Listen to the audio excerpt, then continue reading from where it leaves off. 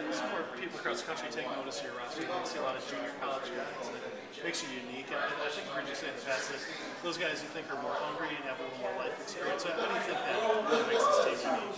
And why do you take a chance on some of those guys where some other programs don't? Well, I think that's a long-winded answer. I tried to answer it the right way on Thursday and Friday, and then I began to take offense to it on Saturday and Sunday. Their plight to Marquette, you can't change. And it's as obscure a plight as mine was to Marquette. And I think you have to be careful because you become very stereotypical when you start identifying guys in accordance with where they went to school or where they're from. I think that's really dangerous. And so on Saturday and Sunday, I was much more offensive in my answer. I'd like you to talk about the resolve of who they are as competitors and maybe ask them a question so you can get a glimpse of the character of who they are as people. Are we going to make a living winning games with junior college players? I don't know.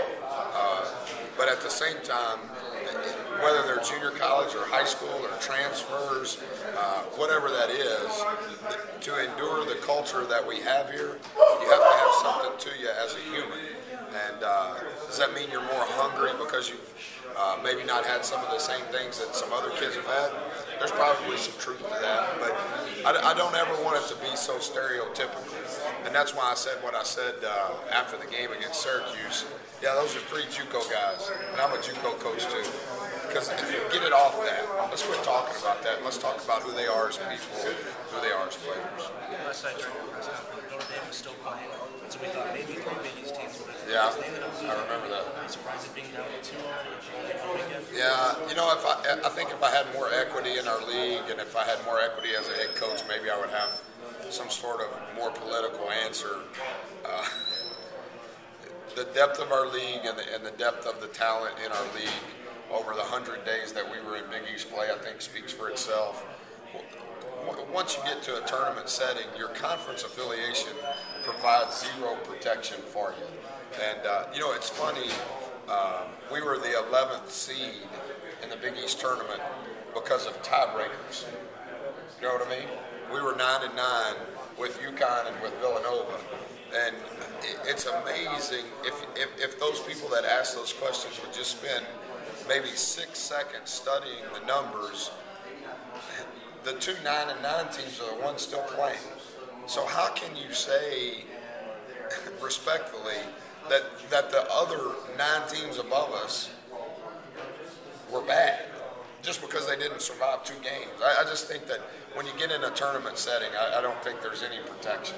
You got to play 40 minutes and you got to be the absolute best you can be, or you got to go home. That's the end of it. But I was thinking about that. I haven't slept since I saw you last night. When they said 3, my wife was standing out, and I go, "Hey, who are they? Us? UConn?" I didn't know who else was playing yesterday. Yeah, that's right. Plus, you're a student of basketball. Obviously, you guys played a highlight reel before games. Butch Reed, Wayne Wade, you got North Carolina, Kentucky, Ohio State. What is that like for you to process the regional that you guys are in and the history of all 4 teams? It's the easiest thing to process. Thad Matta will be in the Hall of Fame before he retires. Roy Williams is already in the Hall of Fame, and he's still coaching. And John Calipari will be in the Hall of Fame before he retires. So pick which guy doesn't belong. This JUCO guy.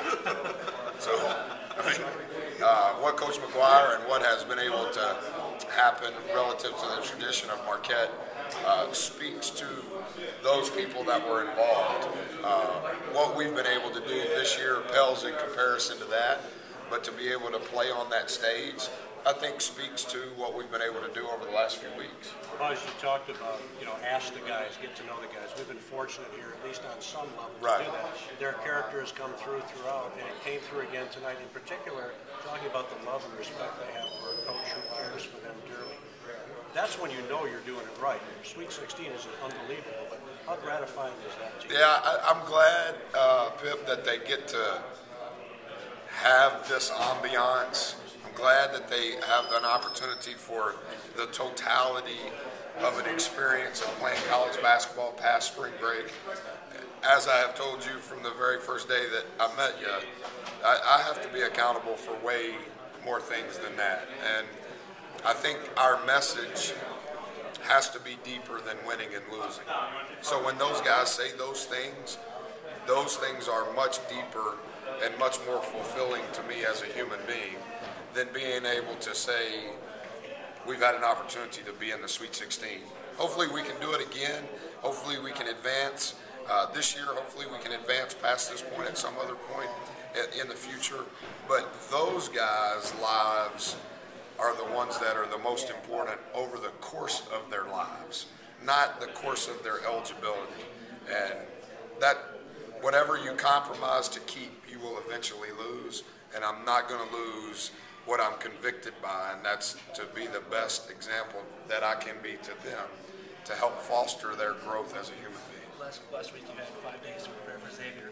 That worked out pretty well. Yeah, it was good. The short turnaround This time will be for a Syracuse, which was maybe beneficial because you had started the previous day. Yes. You had 5 days to prepare for North Carolina. What do you know now? What are you looking to do in the next 5 days? Really, Coach Williams is the best. I was one of 25 coaches that Nike invited on a trip last year. My wife and I, they invite spouses, and obviously Coach Williams has been invited, I think, since the event began decades ago. But I have great respect for him. They've got really, really good, long-lasting NBA players on their team. Really long, really athletic, extremely fast. And I do like I think we've been better because we've had time to prepare. And I think, like you said, on the quick turnaround with Syracuse, because of our familiarity, we don't need 5 days. We were completely off today. Our guys need some academic stability. We'll go to school again tomorrow. But we'll practice tomorrow before we leave and kind of get back in a rhythm. As I said, I haven't slept since I've been home. Not that I've spent the entire time studying North Carolina, but I at least have a pulse on what they're doing. I don't anticipate that I'll sleep much tonight, so I'll be able to watch some more tonight and early in the morning.